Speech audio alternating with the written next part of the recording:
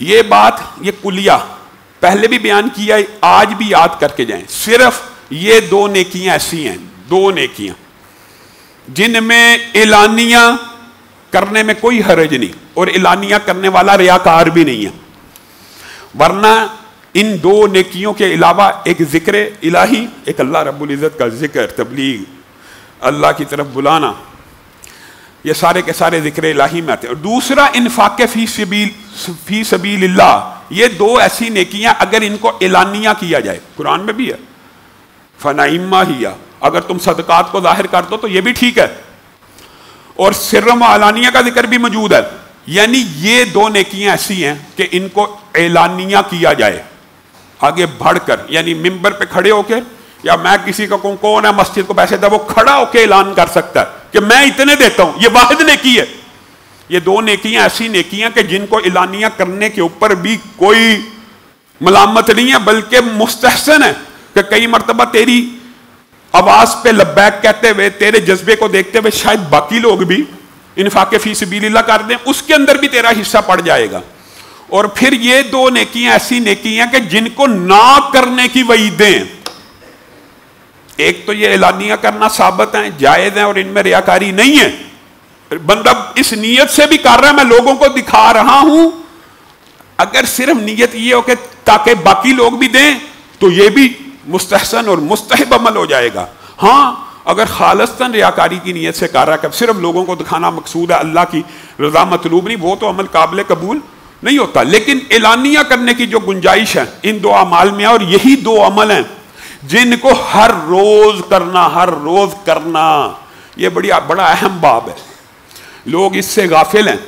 یہ دو نیکیاں، ایک ذکر الہی اور ایک انفاق فی سبیل اللہ، ہر روز کرنا ہر بندہ مسلم پر واجب ہیں، فرض ہیں. ہاں یہ الگ بات ہے کہ یہ فرض کس طرح ادا ہو جاتا ہے، یہ تو اللہ تعالیٰ نے سہولت رکھی ہے نا. رسول اللہ صلی اللہ علیہ وسلم کی صحیح حدیث کے الفاظ ہیں کہ ہر روز آسمان سے دو فرشتے اترتے ہیں اور ایک دعا کرتا ہے کہ اللہ تعالیٰ دینے والوں کو اور مال دے، اور اللہ تعالیٰ روکنے والوں کا مال تلف کر لے. ہر روز. تو بھائیو ہر روز انفاق کیسے ہوگا؟ صحابہ کا، سلف صالحین کا تو یہ انداز تھا کہ وہ ہر روز انفاق فی سبیل اللہ کیا کرتے تھے. اور اللہ کا شکر ہے بر صغیر پاک و ہند میں بھی یہ رواج آج سے 100 سال قبل ہمارے خطے میں علماء کی محنتوں سے پڑا کہ گھر میں غلے رکھنا شروع کیے کہ ہر روز صبح اٹھے 5-10 روپے ڈالے مسجد کے لیے، مدرسے کے لیے. تو گویا اس حدیث کی وعید میں نہ آئیں. تو ہر روز انفاق فی سبیل اللہ کرنا فرض ہے اس حدیث کی روشنی میں کہ اللہ انفاق کرنے والے کو اور دے اور روکنے والے کا مال تلف کر دے. فرشتے کہہ رہے ہیں اور اللہ کے حکم سے دعا کر رہے ہیں اور اللہ سے کر رہے ہیں، اللہ کے کہنے پہ کر رہے ہیں، یہ دعا قبول ہے. لیکن محدثین نے یہ کہا کہ ہاں یہ گنجائش کے اوپر ڈیپینڈ کرتا ہے. ایک بندہ اگر ہر روز 100 روپیہ، 1000 روپے، 10,000، ہر بندے کی اپنی پسلیہ، اس کے مطابق اس نے ہر روز انفاق کرنا فرض ہے، واجب ہے. لیکن اگر وہ نہیں کر پاتا تو بیوی کے منہ میں جو نوالا ڈالا ہے، بچے کے لیے جو سٹرگل اور محنت کر رہا ہے، دکان پہ جا کے محنت مزدوری مشقت کر رہا ہے، کس کو پالنے کے لیے؟ رزق حلال حاصل کرنے کے لیے اپنی آل اولاد کو پال رہا ہے. تو گویا وہ اس وعید سے باہر ہے کہ اس نے انفاق فی سبیل اللہ کا جو واجب اور فرض ہے پورا کر دیا. یہ صرف ایک کمپنسیشن ہے، ورنہ حقیقت یہی ہے کہ آپ کے اور میرے اوپر ہر روز انفاق فی سبیل اللہ کرنا فرض ہے، واجب ہے. ہاں اللہ تعالیٰ نے احسانی دی ہے کہ ہم بیوی بچوں کو، اپنے گھر والوں کو، اہل عیال کو اور مہمانوں کو کچھ کھلاتے ہیں تو وہ بھی اللہ تعالیٰ صدقے کے طور کے اوپر قبول کر لیتا ہے اور اس کو انفاق فی سبیل اللہ میں لکھ کے آپ کا وہ جرم معاف کر دیتا ہے. اور دوسرا ذکر الہی ہے، اگرچہ موضوع متعلق نہیں ہے، یہ پہلے بھی آپ کے سامنے رکھ چکا ہوں. ذکر الہی بھی ہر روز کرنا فرض ہے، ہر روز کرنا فرض ہے. ہاں یہ الگ بات ہے کہ اگر کوئی ہر روز قرآن پاک کا ایک سپارہ، آدھا سپارہ، 10 صفحے، 5 صفحے، 2 رکوع نہیں پڑھ سکتا تو اللہ رب العزت یہ کمپنسیشن اس کی 5 وقت کی نماز سے کر دیتے ہیں. 5 وقت کی نماز ادا کرنے والے کی یہ کمپنسیشن ہو جاتی ہے، کیونکہ اس کے اندر بندہ سورت فاتحہ پڑھتا ہے، قرآن پاک کی تلاوت ہے، ذکر کی بہترین قسم ہے، تو گویا وہ کمپنسیشن ہو جاتی ہے، لیکن اصل روح کے اوپر عمل نہیں ہوتا۔ اسی طرح وہ گھر والوں کو کھلا پلا کے کمپنسیشن ہو جاتی ہے، اصل روح کے اوپر عمل نہیں ہوتا۔ اصل روح یہی ہے کہ جو بیوی بچوں کو کھلانا پلانا، اس کے علاوہ انفاق فی سبیل اللہ ہو، ہر روز ہو چاہے تھوڑا ہو، اور اصل بات یہی ہے کہ یہ 5 وقتی نماز کے علاوہ اللہ کا ذکر ہو، اگرچہ اس میں کمپنسیشن ہو جاتی ہے لیکن اس کے علاوہ بھی ہو، تب انسان ان 2 فرائض سے عہدہ برا ہوتا ہے۔ تو حضرت عمر نے بھی رسول اللہ صلی اللہ علیہ وسلم کا یہ اعلان سنا کہ آج اس لشکر کو مال کی ضرورت ہے، جو مال دے گا اسے جنت کی بشارت ہے، جو اس کی تیاری میں حصہ لے گا، اور انفاق کی رسول اللہ صلی اللہ علیہ وسلم نے باقاعدہ ترغیب دی اور اس کی نیکیوں کو بتلایا، اور جو آپ جانتے ہیں کہ یہ جو صدقہ ہے قبر کے عذاب سے بندے کو بچاتا ہے، صدقہ جہنم کی آگ کو ٹھنڈا کر دیتا ہے، صدقہ جنت میں گھر بنا دیتا ہے، صدقہ آنے والی بیماریوں کو اور مصیبتوں کو ٹال دیتا ہے، اور جو بیماری لگی ہو رسول اللہ صلی اللہ علیہ وسلم نے کہا اپنے مردوں کا، اپنے مریضوں کا، اپنی بیماریوں کا علاج صدقے سے کرو، بہترین ہے دعا، جس طرح شہد سے ہے، جس طرح کلونجی سے ہے، اس طرح صدقہ بھی دعا ہے، دعائی ہے، دعائی شفا کے لیے۔ تو رسول اللہ جب یہ ابلاغ کر رہے ہیں تو حضرت عمر کے ذہن میں ایک عجیب خیال پیدا ہوا۔ حضرت عمر خود کہتے ہیں میں ان دنوں بڑا امیر تھا اور میرے پاس مال وافر تھا اور مال کی کثرت تھی، تو میرے دل میں یہ خیال آیا کہ آج میں اتنا انفاق کروں گا کہ کوئی میرا مقابلہ نہیں کر سکے گا۔ مال کثرت سے ہو تو بندے کے اندر یہ خواہش ہو، نیکی کی تڑپ ہے، اور انہوں نے آگے بڑھ کر اپنے گھر جا کر سارے مال کا حساب کتاب لگایا، بہت لمبا چوڑا مال ہے، آدھا مال سمیٹ کر رسول اللہ صلی اللہ علیہ وسلم کی بارگاہ میں لے آئے۔ رسول اللہ کے چہرے پہ مسکراہٹ، تبسم، خوشی سے کھلکھلا اٹھے اور حضرت عمر کے مال کو قبول کیا۔